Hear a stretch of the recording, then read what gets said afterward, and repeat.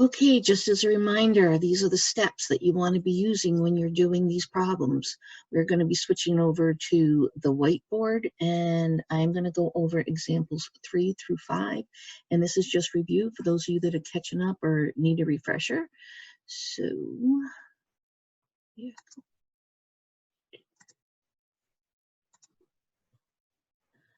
All right. So, we're going to start with example 3. And of course, it's a lot of writing. I still haven't gotten my thing to help me out write all these things. So if you have 1/3, sorry, this was example 3, it's 1/3 times x plus 5 minus 3/5 x plus 2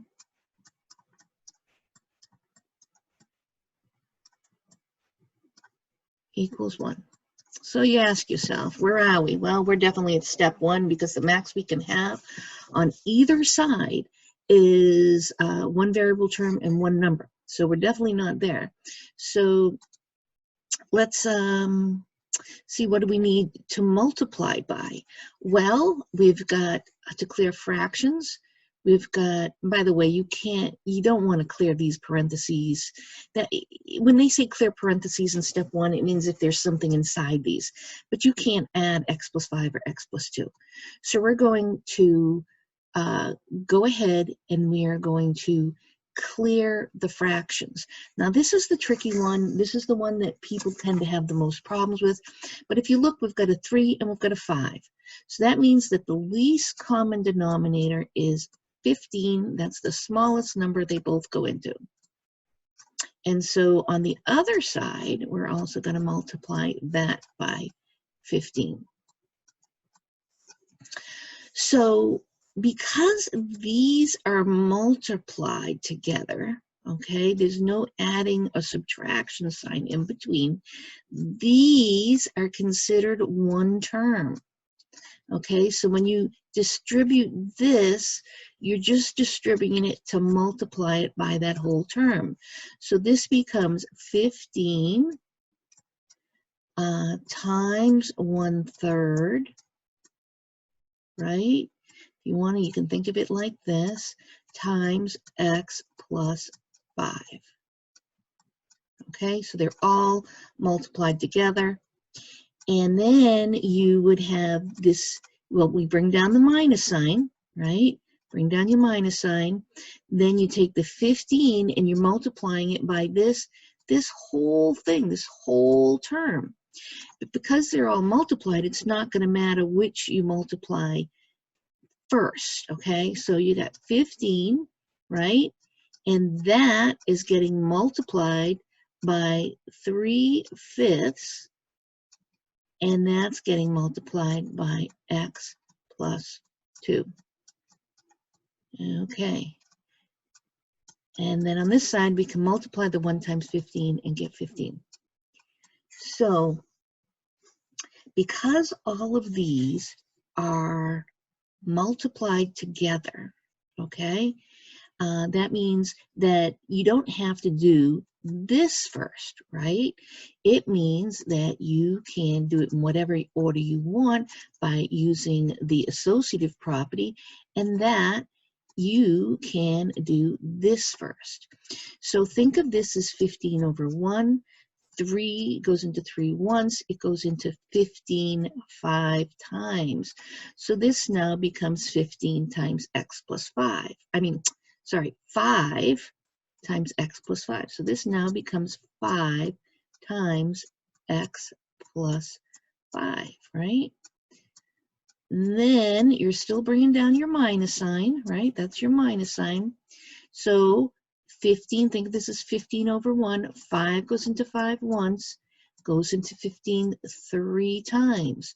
So you have 3 times 3, right, is 9, and that's multiplied by x plus 2. And Okay, and so then we have that whole thing equals 15. Okay, so now this becomes 5x. This is 5x. And you have the plus sign, so it's plus 5 times 5, it gives you the 25, right? Now, this is one of those tricky ones where you're subtracting this whole thing.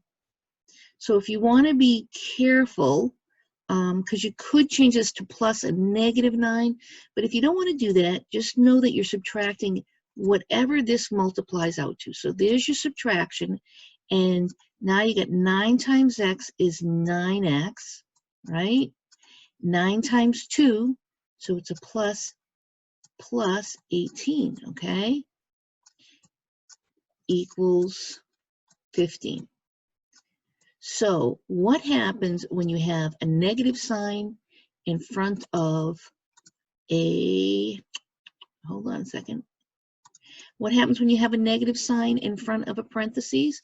Change that to plus, and you change both of the things inside, you change their sign. So they both went from positive to negative.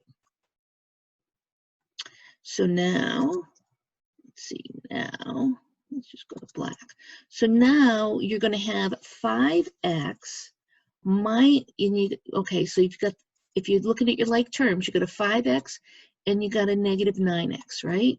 So that's negative 4x. So now as far as numbers, you've got a 25 and you've got a negative 18.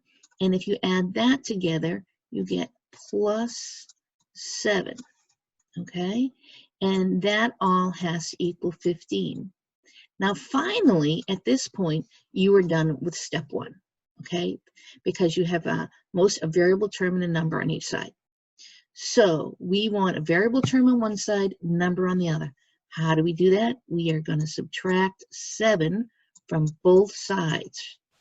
So we now have negative 4x equals 8. So that's the end of step 2. We're going to bring this up here, right, to give ourselves a little more room. So we've got negative 4x equals 8. So we're done with step 2. So in order to do step 3, it's multiplication or division to get the x, the variable, on the side by itself. So we are going to divide both sides by negative 4, not just 4, negative 4. Negative 4, right? We're dividing both sides by that. So the negatives and the 4s cancel out, and we have x equals negative 2. So once you have that, you could plug it in, especially if you're taking a test or something.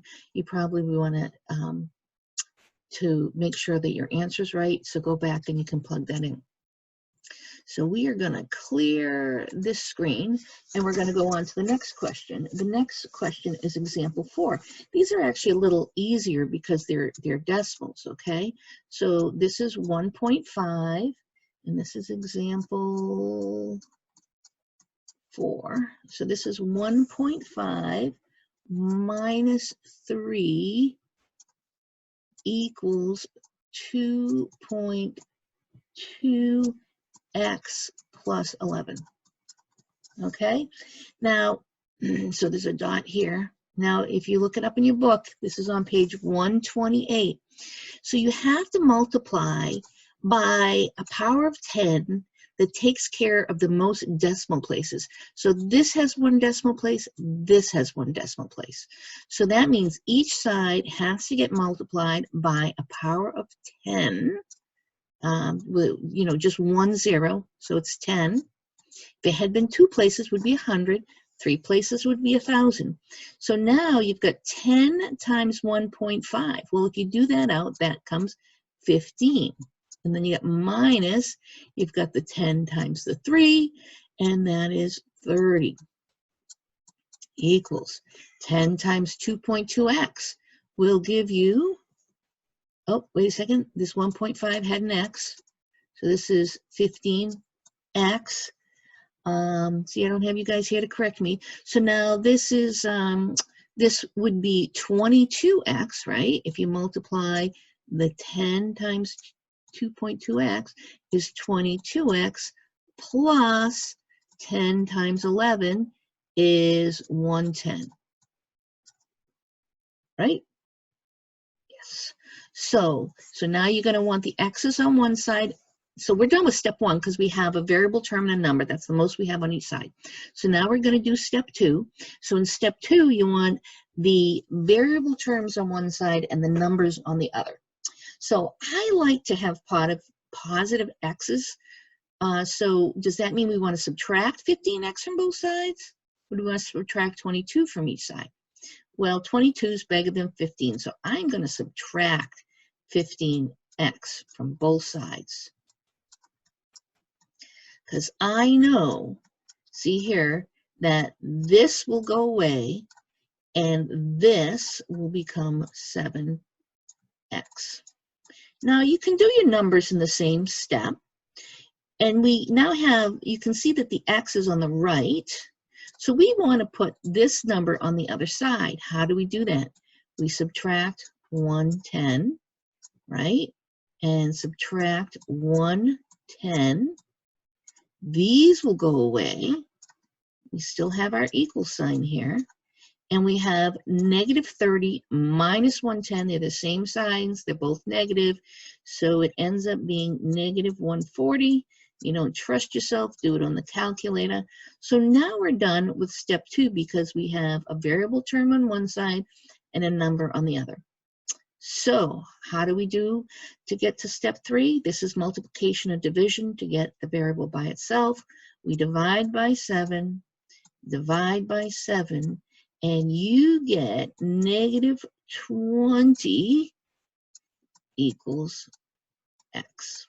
And so especially if you are doing it on a test, you want to make sure and you go back and just be wary that sometimes My Labs is making you write it as x is a set of negative 20.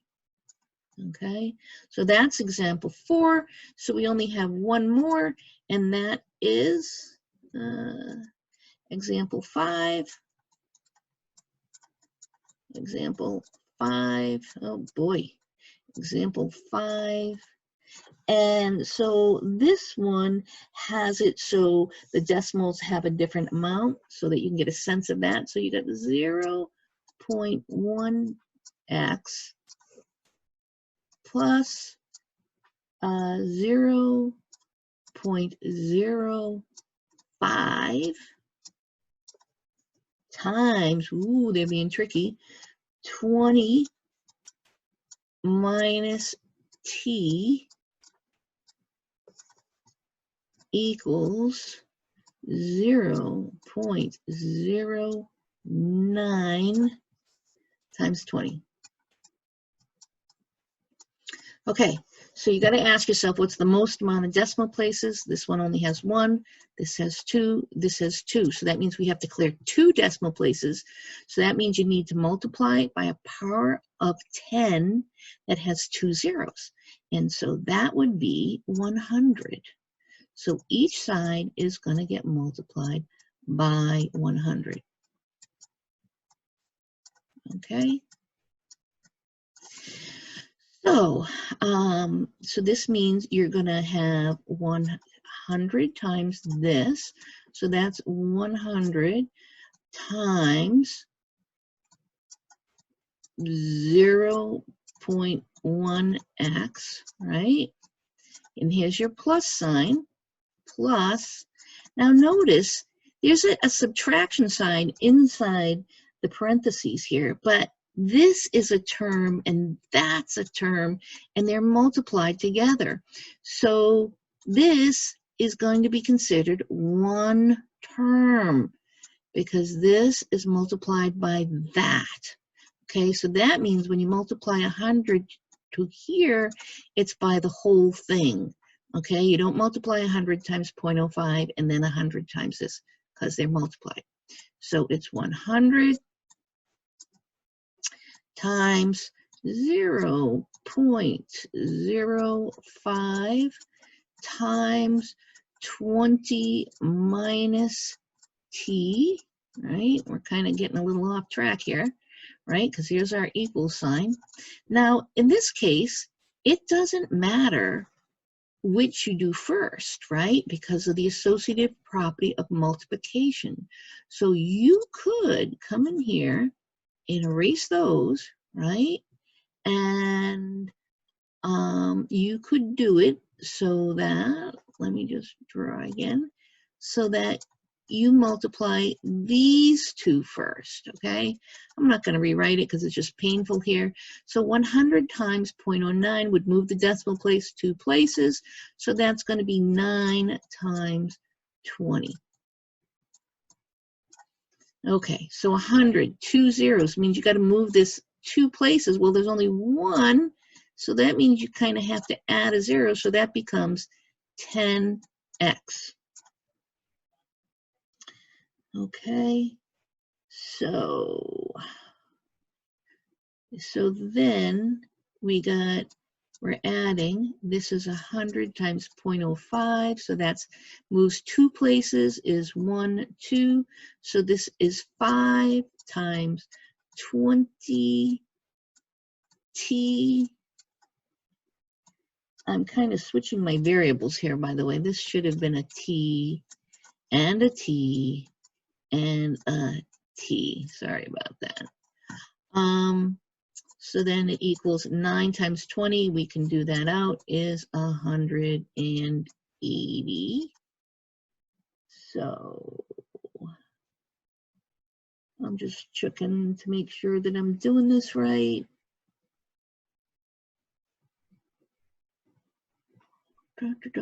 Oh, wait a second. This is 20 minus t. That's what I'm doing wrong. Here we go. 20 minus t, right? It's right there.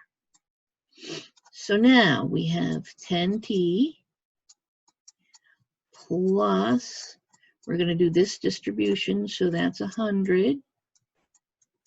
This distribution, now remember there's a minus sign, so you're going to bring down the minus sign. 5 times t is 5t, and that equals 180. So then you combine your like terms. You've got 10t here minus 5t there. So that becomes 5t. We had a plus 100, right? Equals 180. And believe it or not, that was all step 1. Because we're now down to a variable term and a number. And the max of a variable term and number, we only have a number on that side. So now we subtract 100. That was step 1. We're on to step 2. We subtract. We got 100. And we now have 5t equals 80. So, okay, we're done with step 2, variable term and a number. We either multiply or divide to get the variable by itself. So that means we're going to divide, sorry, I'm running out of room, both sides by 5, right? And if you do that, we're going to bring it over here. And t equals 80 divided by 5 is 16. There you go. So if you're on a test or something, you can plug it in, do it with your calculator, and that's that. Okay, talk to you next lesson.